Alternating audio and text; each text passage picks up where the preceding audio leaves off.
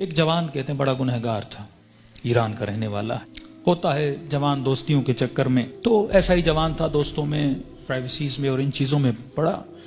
جب والدین نے زیادہ پوچھنا شروع کیا تو اس کو پتا تھا اب گھر میں تو یہ میں کام نہیں کر سکتا، نشے کا عادی ہو چکا تھا، تو اس نے ماں باپ کو چھوڑا۔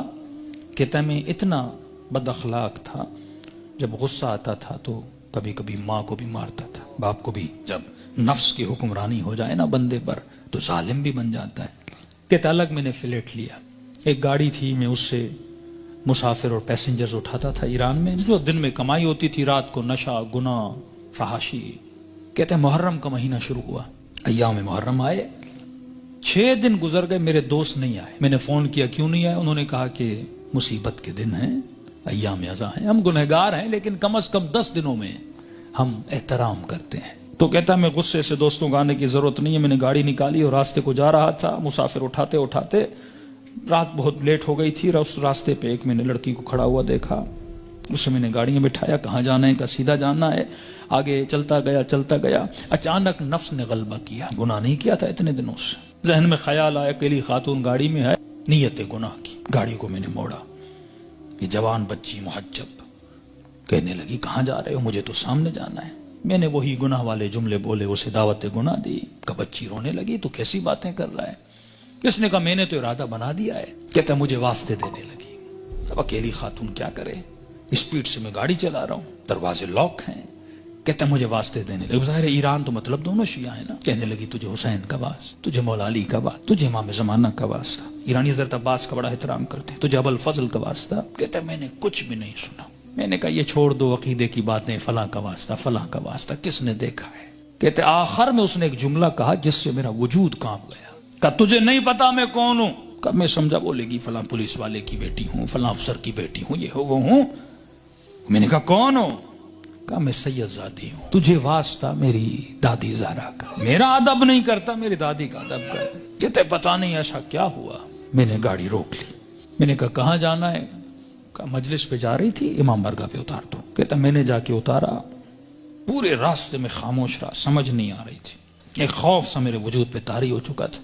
کہتا یہ خاتون گاڑی سے اتری اور جب جانے لگی تو مجھے کہنے لگی کہ اے جوان میں مجلس میں جا رہی ہوں، تیرے لیے دعا کروں گی، تو گناہ کرنے پہ آتا تجھے کون روکتا، میں اپنی دادی زہرا سے تیری سفارش کروں گی۔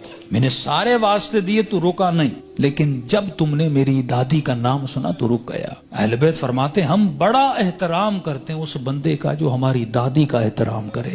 یہ جوان کہتا ہے میرے وجود میں گویا ایک انقلاب سے، ایک عجیب سی سچویشن تھی، بس دل کر رہا تھا میں روں۔ کہتا جہاں میں نے اس کو اتارا تھا وہ میرا محلہ تھا، میرے ماں باپ کا گھر تھا، کئی عرصے سے میں آیا نہیں ان کو دیکھنے کے لیے۔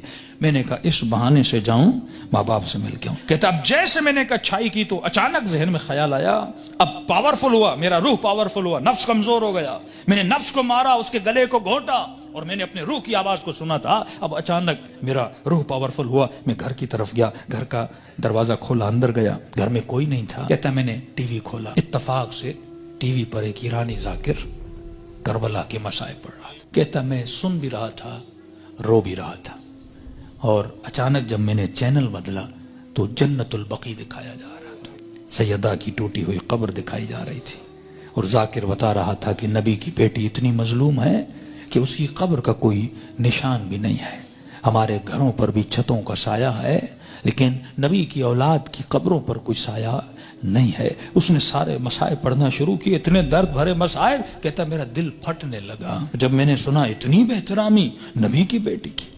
تو کہنے لگا سیدہ میں اتنا بڑا گنہگار ہوں لیکن میں نے آپ کی بیٹی کا احترام کیا، ایسے تھے جنہوں نے نبی کی بیٹی کا احترام نہیں کیا۔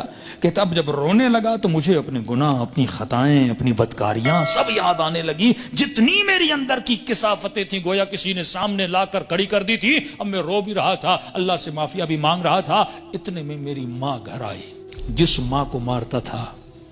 اتنے سالوں کے بعد جب ماں نے مجھے دیکھا، کہتا جیسے مجھے دیکھا تو دیکھ میں رو رہا تھا، کہتے جیسے مجھے دیکھا تو بڑے پیار سے میرے ماتھے کا بوسہ دیا اور کہنے لگی رضا تو وہ نہیں جو یہاں سے گیا تھا، مجھے بدلا بدلا لگ رہا ہے۔ تو میں نے رو کر کہا کہ اماں مجھے سیدہ نے بدل دیا۔ کہتے معافی مانگنے لگا، ہاتھوں کا بوسہ لیا، ماں کے قدموں پہ گرا کہ اماں مجھے معاف کرنا، میں بہت برا تھا۔ جب میں زیادہ رونے لگا تو ماں نے کہا بیٹا یہاں نہیں رو، امام بارگاہ میں مجلس ہو رہی ہے، معصوم کا فرمان ہے کوئی بھی دنیا کی مصیبت آئے نا ایسے نہ رویا کرو، بیوی چھوڑ کے جاتی ہے، بچے بدتمیزی کرتے ہیں، رزق میں پریشانیاں آتی ہیں، بندے کا دل کرتا ہے روم، کہتے ایسے اپنے آنسوؤں کو ضائع نہ کیا کرو، ذکر حسین کو یاد کیا کرو، مصیبت اہل بیت کو یاد کیا کرو، ان آنسوؤں کی قیمت بڑی ہے، ان کو ایسے ضائع نہ کیا کرو، غم حسین میں، مناجات خدا میں، توبہ میں بہایا کرو۔ تو ماں نے کہا حسین کی مجلس میں جاؤ، کہتا ہے اتنے سالوں کے بعد جب محلے میں گیا تو محلے داروں نے دیکھا ارے وہ جوان جو اتنا گمراہ تھا آج ذکر حسین میں رو رہا ہے، اس کی زندگی میں انقلاب بپا ہو گیا۔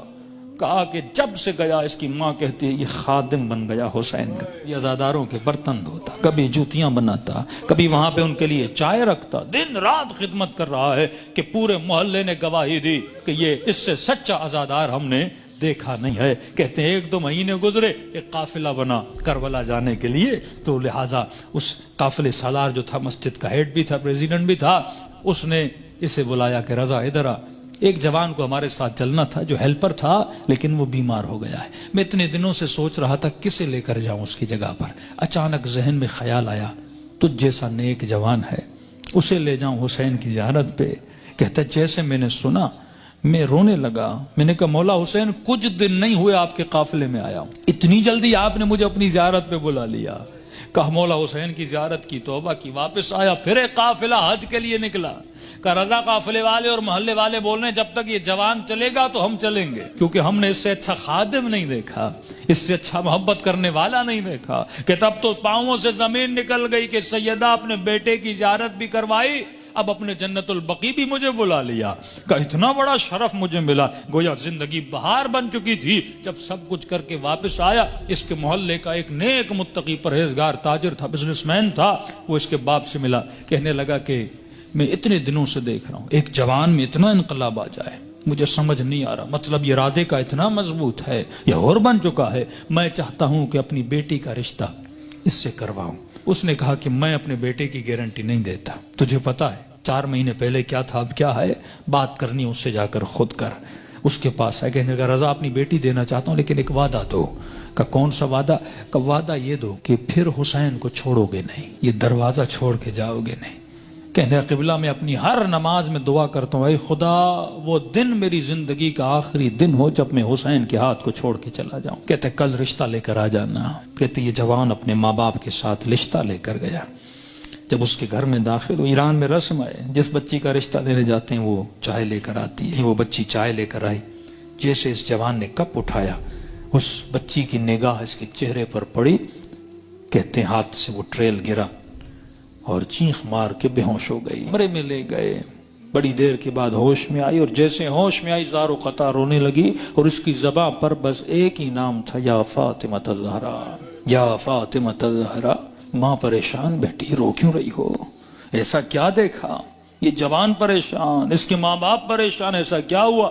کہتی اماں اللہ کی قسم ہے کل رات میں نے خواب میں سیدہ فاطمہ کو دیکھا تھا، مجھے سمجھ نہیں آ رہا تھا، کل رات بی بی اسی جوان کا فوٹو مجھے دکھا رہی تھی اور کہہ رہی تھی کہ تو میری چاہنے والی ہے، جب اس کا رشتہ آئے اسے انکار نہ کرنا، اس نے میری بیٹی کا احترام کیا تھا۔ تبھی فرمایا جب تو ایک قدم اہل بیت کی طرف جاتا ہے وہ 10 قدم آگے بڑھاتے ہیں، لیکن سوال یہ ہے کہ یہ قدم اٹھیں، زندگی میں ان کو راضی کرو جن کے راضی ہونے سے خدا راضی ہوتا ہے۔